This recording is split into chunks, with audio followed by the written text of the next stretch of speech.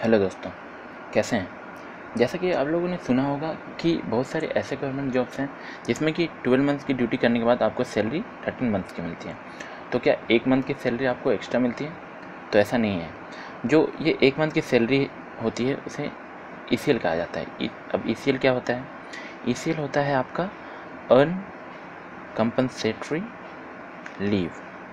ये अनकम्पनसेटरी लीव जो है आपको 30 डेज का मिलता है। अब ये कैसे मिलता है मैं आपको बताता हूँ।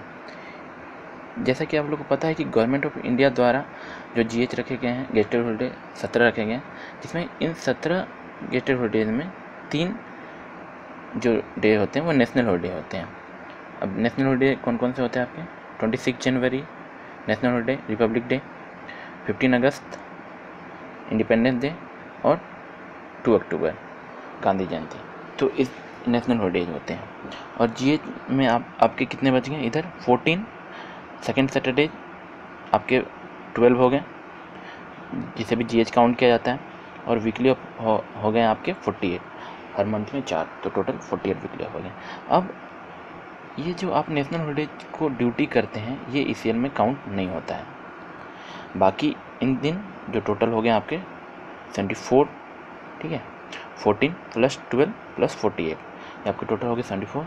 इन दिन आप ड्यूटी करेंगे तो ये काउंट होगा ईसीएल में, जो कि आपको मिलेगा सिर्फ 30 डेज का। मैं आपको आगे बताता हूँ, क्लियर हो जाएगा आपको। जो आपका जो ईसीएल बनेगा वो ओनली 30 डेज का बनेगा। मतलब जो टोटल आपके मान लीजिए 74 डेज जो मैंने आपको बताए, पीछे आपने देखा होगा, एक बार मैं और दिखा देता हूँ आपको। ये जो आपका जीएच में से 17 जीएच है, उसमें 3 निकल गया, तो ये 14 जीएच हो गया, ठीक है, 14 जीएच, सेकेंड से 12 और वीकली ऑफ 48। तो जैसा कि आप लोग को पता है कि बहुत सारे ऐसे गवर्नमेंट ऑर्गेनाइजेशन हैं जहाँ कि आपको स्ट्रेंथ रहने पे ही वीकली ऑफ दिया जाता है। ऐसा नहीं है कि अगर आप 6 दिन ड्यूटी कर लिए तो 7वां दिन आपको वीकली ऑफ मिल जाएगा, ठीक है। तो इसलिए मैं आपको बता दे रहा हूँ। अब चलिए, ईसीएल जो हो गया आपका टोटल 74 डेज हो गया। 74 डेज अगर आप ड्यूटी करते हैं तो आपको ईसीएल में काउंट होता है। तो मान लीजिए आप ऑफ वगैरह आपको नहीं मिला तो आप ड्यूटी कर लिए मान लीजिए 35 डेज, ठीक है। तो ये जो क्या एक्स्ट्रा 5 डेज है इसकी सैलरी मिलेगी आपको? तो नहीं, आपको सैलरी सिर्फ 30 डेज की ही मिलेगी। अगर मान लीजिए आप 74 डेज में से आप ड्यूटी कर लेते हैं 40 या 45 डेज, तो भी आपको सैलरी सिर्फ 30 डेज की मिलेगी, जो आपने एक्स्ट्रा ड्यूटी की जीएच में, आपके वीकली ऑफ में या सेकेंड सैटरडे में, तो इसकी सैलरी आपको नहीं मिलेगी। अब ये जो कैलकुलेशन होता है हर एक 3 मंथ में आपका कैलकुलेशन होता है ईसीएल का।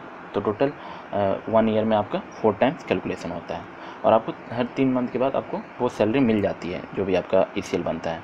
तो मान लीजिए अब वो सैलरी जो है वो आपको क्या मिलता है, जो आपको पूरा अलाउंसेस वगैरह मिलते हैं उसका वो उतना मिलता है? तो उतना नहीं मिलता आपको। जो क्या मिलता है, बेसिक पे प्लस डीए, जो आपका उस समय बेसिक पे प्लस डीए है वो मिलता है। अब मान लीजिए मैं आपको एग्जांपल के तौर पे बता देता हूँ। मान लीजिए आपका शुरू के 3 मंथ में आपका ईसीएल बन गया 18, ठीक है, 18 बन गया आपका ईसीएल।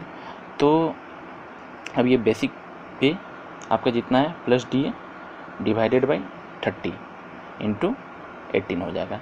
ये आपका एक्चुअल पे आपको जो मिलेगा वो 3 मंथ के बाद मिल जाएगा। उसी तरह का आगे कैलकुलेशन हो जाएगा।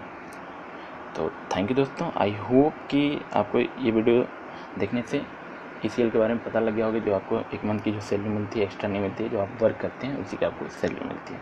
तो इस चैनल को सब्सक्राइब कीजिए, क्योंकि आगे आने वाली वीडियो में मैं आपको बताऊंगा कि किस प्रकार की आपको लीव्स मिलती हैं गवर्नमेंट जॉब्स में। धन्यवाद।